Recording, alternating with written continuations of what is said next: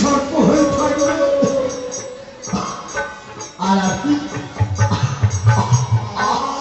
আর আমি তোমার সন্তান হয়ে আমি কি করে সহ্য করব বলো বাবা? আমি কি করে সহ্য করব বলো বাবা? না, আমি তোমার এই সর্প জনম আমি আর দেখতে চাই না বাবা।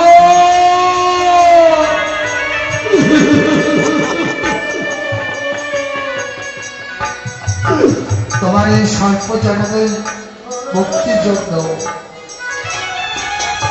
আজই আমি যাব ওই সেই গুরুদেব বৈশিষ্ট্যময়ী আশ্রমে।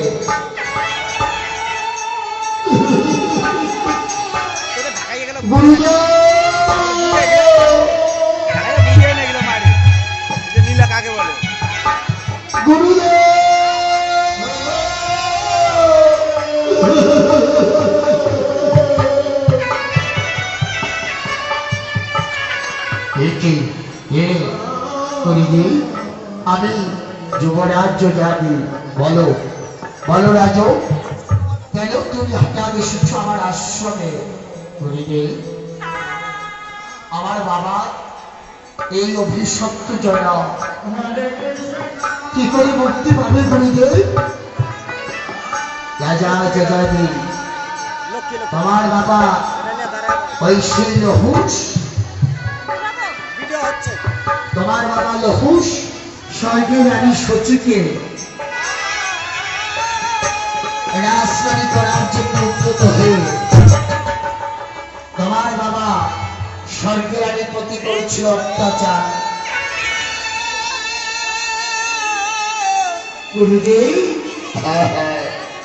রাজা লহুস তাই তোমার পিতা অভিশপ্ত সর্পজনক হয়েছে। গুরুদেব, আমার বাবার এই অভিশপ্ত সর্পজনক কি করে মুক্তি পাবে? গুরুদেব, আছে আছে উপায় আছে।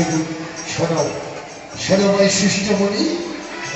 গুরুদেব, যাও যাও, তোমার বাবার অভিশপ্ত সর্পজনক মুক্তি পাবে যদি তোমার আচরণ যায়।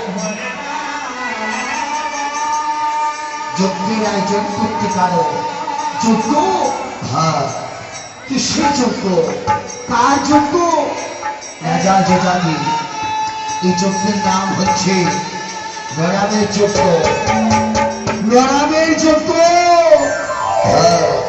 গুরুদেব, গুরুদেব, রাজা যোজানি এই যজ্ঞে পঞ্চম বর্ষ কৃষ্ণ ভক্ত ব্রাহ্মণ সন্তানকে আহুতি করতে হবে, তবে তোমার সন্তানের তোমার পিতার অভিশপ্ত সর্পজনক মুক্তি পাবে।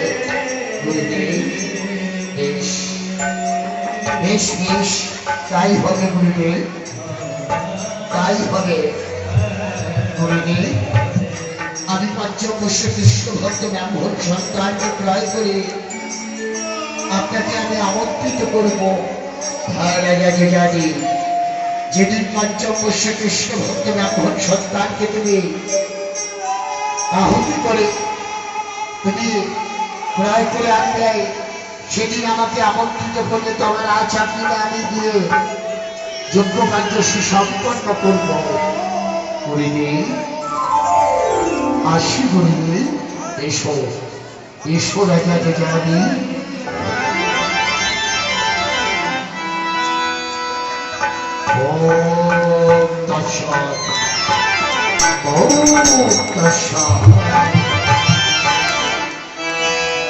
ওদিকে জানাও,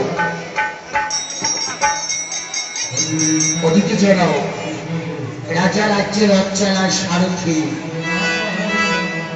এই সারথি ভাই রাজা রাজ্যে রথ চালায়।